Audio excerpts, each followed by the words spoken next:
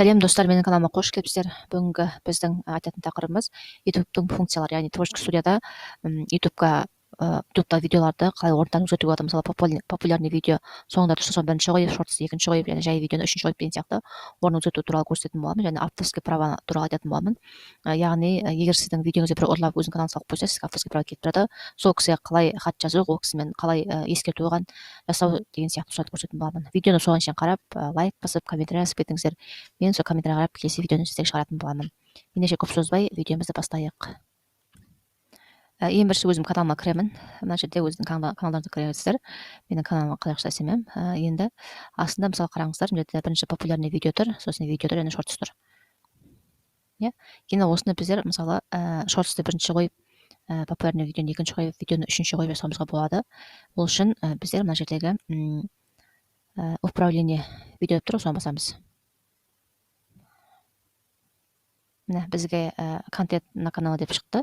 Енді астында мына көріп тұрсыз, астында мына сол жақ жағындағы настройки каналы деген басамыз. Және көріп тұрсыз, главная страница тұр. Енді астына түсеміз де, міне рекомендованный раздель деп тұр. Енді біздер мысалы мен мына жерге барса шықпайды. Мына жерге екі сылтаудан барсаңыздар, мына жерде қолдың суреті шығады. Міне алақанның суреті. Соны ұстаймыз да, міне бірінші қоямыз популярный видеоны. Шортсты мысалы екінші қойсам, жай видеоны үшінші қоямын. Үстіп дұрыстаймын да, және мына жердегі опубликовать ұмытпаңыздар. Басуда әйтпесе түспей қалады. Мынаны басамын. Басқанда мына жерде менде өзгертті. Сәлем достар, мен сіздерге бүгін ноутбукқа немесе компьютердегі Wi-Fi-дің паролын көрсеңіздер, мына популярный видео бірінші тұр, шортс екінші тұр, және видео үшінші тұр, жаңа жасағанымыздай. Осылай оңай істеуге болады. Енді екінші көрсететін затым, мына жерде настройкаға қайтып барамын. Авторский право туралы айтатын боламын. Авторский право басамыз.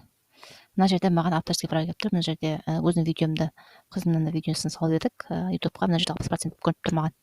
Бірақ зияны жоқ, өзінің қызымның салған видеосы. Енді мына жерде тағы бір контент жасап, өзінің видеома салғанмын осыған. Одан кейін екінші каналым бар, ағылшын каналы. Сол жерге видео салғанмын.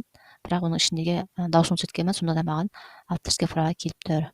Енді осындай сіздерде қарасаңыз осындай келіп тұрса, егер сіздің видеоңызды басқа біреу пайдаланып отырса, сіз мына жерге қарайсыздар, басасыздар, мына жерде соңында, ең соңында мына хаттың суреті, соны басасыздар. Басқаннан кейін мына жерде келіп тұр. Мына уведомление о нарушении авторских прав деп видео деп тұр. Мына енді сізде мына макет оқысаңыздар, бұл видео мына осы каналда тұр. Мына English Audio Fosco өзімнің каналым, екінші каналым. Содан авторский право келіп тұр. Мына жерде базаздаған бұл видео осы қазақша істемем контентін арналған, себебі бұл видеоны бірінші осы каналға салғанмын, сосын екінші рет салдым онда. Соған келіп тұр. Енді мына жерге мен почтамды жазып, өзім почтамды жазып,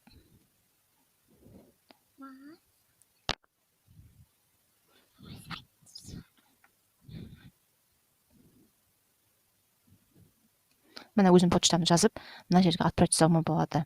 Енді мен жасамай қояйын, себебі өзім каналым, екінші каналда видеоны өшіріп тастайтын боламын қазір. Міне осылай отправить етсеңіздер, ол кісіге барады. Сосын ол кісі мына жерде осы сіздің жаздыңыз ғой, сіз мысалы электронды почта осыған сізге кейін қарай байланысқа шығатын болады. Түсінікті ғой, Вот адрес электронной почты, по которому можно связаться. Право обладателем деп тұр, яғни мына осы канал сізбен бірге сізге мына связьға шығатын болады. Бұл екінші көрсеткен деген затым. Так, енді үшіншіден монетизацияны қосайын. Жоқ, неден контенттен қалай реклама қосу керектігін көрсеткім келеді. Рекламная пауза. Так, мына қараңыздар, бізде видео көп, бірақ рекламный паузаны біз өзіміз қоя аламыз ютубқа. Бірақ біздің видеомыз 8-ден жоғары, 8 минуттан жоғары болу керек. Міне 8:27 болады. Мына 2 рекламный пауза.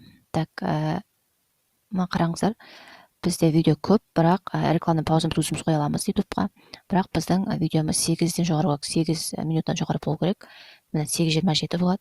Мына 2-2 де бармайды. Мына бет қарап отырасыздар. Менде қысқа видео көп екен. Бұл барады, 8-ден ататын болсам, мынау видео барады. 7:52-ден бармайды, жетпей қалды 8-ге. Қарасаңыздар, енді мына жасап көрейік, бара салмаған сияқты. Так, бұған ашамыз видеоны.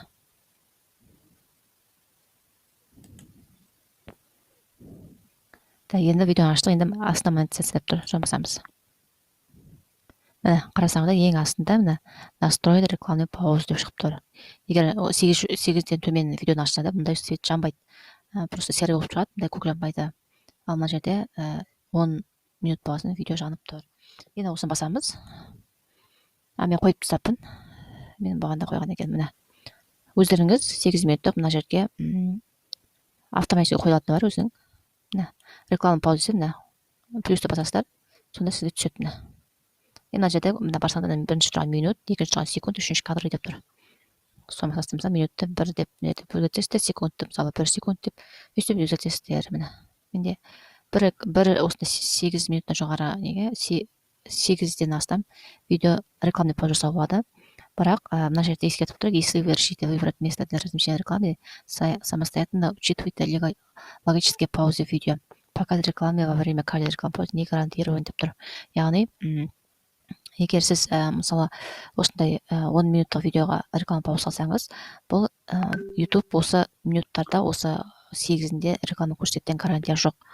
Көрсетуі де мүмкін, бірақ көрсетпей қалуы да мүмкін. Сондықтан бұл артық етпей жасап қою мүмкін, көрсетіп қалса сіздерге доллар түсетін болады каждый қараған сайын. Осылай жасаймыз да, және мына жерге продолжить басуды ұмытпаңыздар. Енді субтитр туралы айтатын болсақ, так, сохранить басамыз. Так, субтитрді басайық. Так, мына жерде русский деп, бізде де қазақша, менде русский де қосуға болады. Так, мына жерге өзім үшін жазуым болады. Мысалы, как правильно заполнить канал деп сияқты жазып напылып батсам, менен субтитр шығатын болады. Және минутына қарай каждыдан қойып отыру керек. Сонымен қатар басқа тілдерге ауыстыруға болады.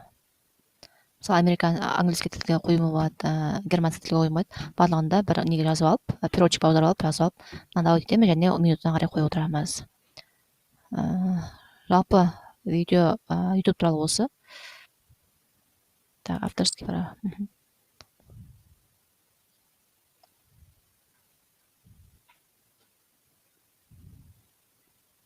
Мына жерде бір жерде ештеңе жоқ, просто авторский права деп шығып тұр. Так. Достар, YouTube-тың несі туралы жалпы осы. YouTube-тың алгоритм туралы, YouTube-тың функциялары туралы жалпы осы. Егер тағы сұрақтарыңыз болса, комментарий жазып кетіңіздер, мен келесі видеомды соған айтатын боламын. Видеоны соның ішін қарап, лайк басып, комментарий жазып, достарыңызға таратуды ұмытпаңыздар. Баршаңызға рахмет.